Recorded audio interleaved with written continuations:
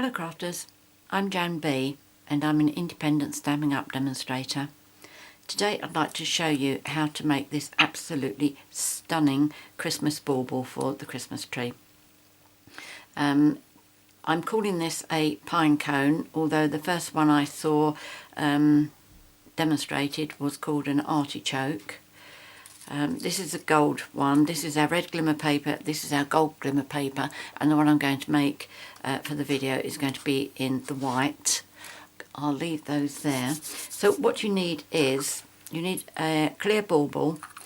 The ones I use are the clear ones that come in two halves.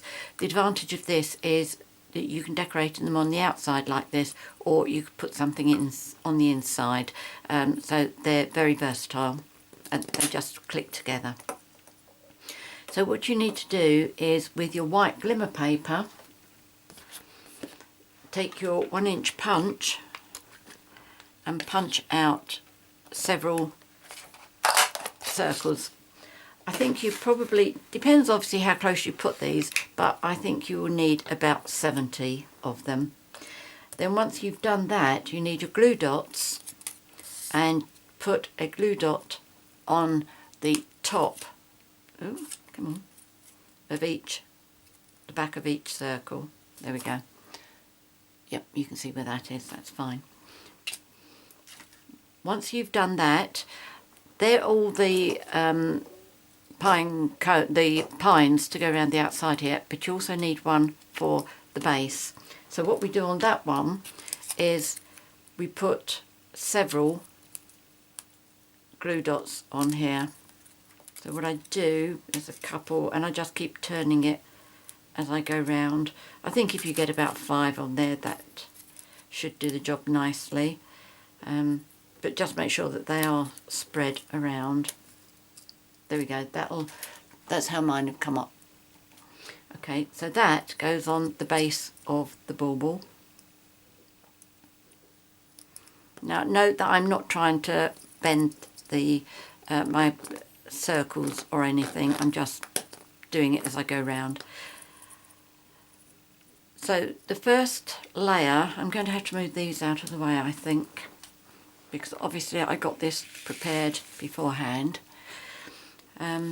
So the first layer, if you plan it so that this bottom half here comes over probably about 1/3 of the way, then the next one, again 1/3 of the way down, but about 2/5 of the way across that way, 1/3 that way, 2/5 that way. But when you put your circle down, it's important to make sure that your glue dot actually goes onto the bauble, onto the perspex, which is fine because it's easy to see, you can see through here. But what I suggest you do is line up the baubles, the glue dot, so you know that's going to go onto the bauble, and then have a look to see where the circle's actually going. And then you just keep going to form your first circle. Check to make sure the glue dot's going on the bauble, then make sure that that's lined up where you want it to go. Then the next one, line the glue dot up and then position. And then the last one, you will find as this one goes in, you've got to do it under the first one and over the last one. You've still got to make sure you get the glue dot going onto the bauble, and then you will see, you can hardly see the underneath bit, and that's really what you want. As you keep going round doing these circles, just keep pressing it down to make sure that it all stays firmly in place. Once you've done the first layer, start on the next layer. Put the first one so that you're overlapping these two, so that will in effect hold it down, but make sure that your glue dot is actually going on the bauble. Okay, so that goes like that, and then you start going round in another circle again. Make sure the glue dot is going onto the bauble, make sure that you're on this one. Now I start making sure that I'm about halfway down, and this one's still about 2/5 of the way over. It's not an exact science. Once you've done the first one, you get the hang of it. If I could show you my first one that I did, there were absolutely nowhere near enough circles on here. I don't know whether you can see here, but you can see the gap onto the bauble, and compare it to that one. You can see nowhere near as many pine needles on there. So it is much better to put loads on than too many rather than too few. So keep on working round, checking the glue dot, and as you're going round you will find that this is holding the first layer down, and then when you get to this one again you put this underneath the first one on this line and over the last one. Make sure the glue dot is going to go onto the bauble. There we go, we got our next layer. I just keep rounding it like that. I'll do one more layer and then I'm going to turn the video off to do the rest of them, because you certainly don't want to sit there and watch me do all of this. Okay, so I'm going to go on to this one where it's sticking up, glue dot at the top, onto the bauble, and then as I work my way round it will hold them down. Again, making sure that the glue dot's there in place, glue it down. As you can see, it does come together quite quickly. All you're trying to do is to go round in a straight line. Again, it's not absolutely crucial because it seems to get itself sorted out once you get right at the top. So if you look at the glue dot first, line it onto the bauble, and then you could check with the circles to make sure that they're going exactly where you want them to go. Okay, as I say, I'll just finish off this round and then I'll switch off, finish them until the final layer, and I'll come back and show you what I do with that. Okay, probably just another 3 on here. But you see how the layers are holding down the previous layers, although they were looking as if they were going to be sticking out. Okay, so this one, it's going to go, that's got to go under. That's right, hold that one down. Put that, oops, come back. Put that one under there. Make sure you got the glue dot. That's it. And again, just flatten them down to make sure that they're all sticking nicely. Now I don't, yes, you probably can see that, can't you? You can see the glue dots in there and how it's all fitting around. Now what I'm going to do is I'm going to stop here and come back again once I've got all of these stuck on. See you in a minute.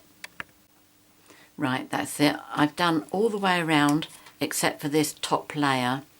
So what I'm going to do to finish that off, as always, making sure where the glue dot is, put the first one on and make sure it touches the tab thingamy there, and then I just make a complete ring round here. If you find, like I normally do, that this circle isn't equal, I mean there's not so much gap here but there's a bigger gap here, just make the circle so that it is all level, so that if each circle touches the tab, you know it's all going to be nice and straight. And then the last one,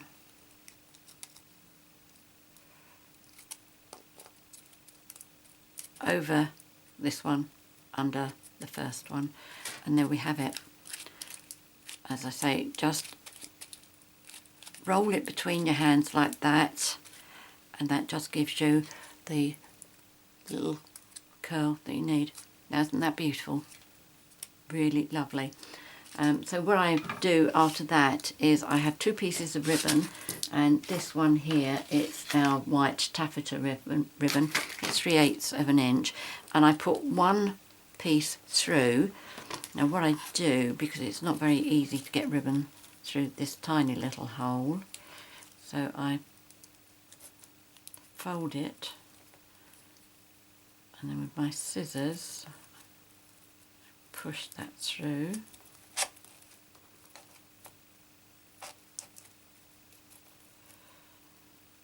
Doesn't normally take, there we go, lovely. So it doesn't normally take too much.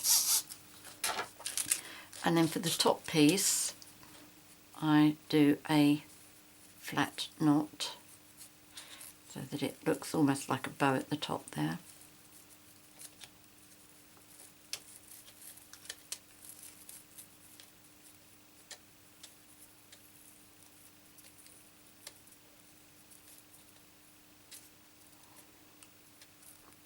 There we go, that's nice and tight. And just trim the edges off. Now the other one, I'm not sure I'm going to be able to show you on the video because I've normally got it hanging up on my door handle. But I tie a bow around the base just to make it look finished off. So what I do, tie that round, make sure it's round the actual tab. As I say, this is a lot easier if you're doing it on the door handle. But what I'll do is, if I don't like it, I'll redo it off camera.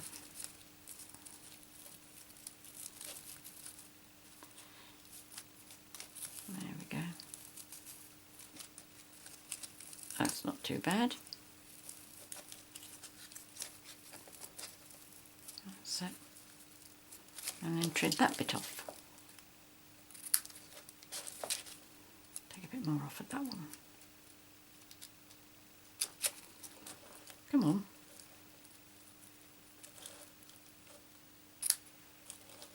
A piece off that one. There we go. Now, don't you think that's lovely? So if I move that out of the way, that's the white one, the red one, and the gold one. And the other 2 that I've made, I did this one, which I've used a discontinued paper. It's called First Edition, but we do have something similar, which I'm not sure what the name is. But on this one I used a non-Stampin' Up product, which was a 1-inch scalloped circle, which I thought worked quite nicely. That's how it goes with the upside down. And the other one I did, which is absolutely gorgeous, it's a white one, and the paper is going to be one of the freebies in Celebration that starts on 6th of January. Now I'm not going to do any videos just showing you some of the products, what have you. I think that's a bit of a tease, but I really must show you this. It is beautiful. You can choose a packet of 12 sheets. Yes, you can see that, and there are 6 designs in here. There's that one, there's the stripes, there's flowers. The one that I've used on my bauble there is the fan design. There's also stars and dots, spots. And the beauty of this paper is you can go over it with ink, and it's resistant embossing so that the ink won't go onto the dots or the flowers or whatever design you're using, and just go onto the background behind. It is fabulous paper, so do watch out for Celebration.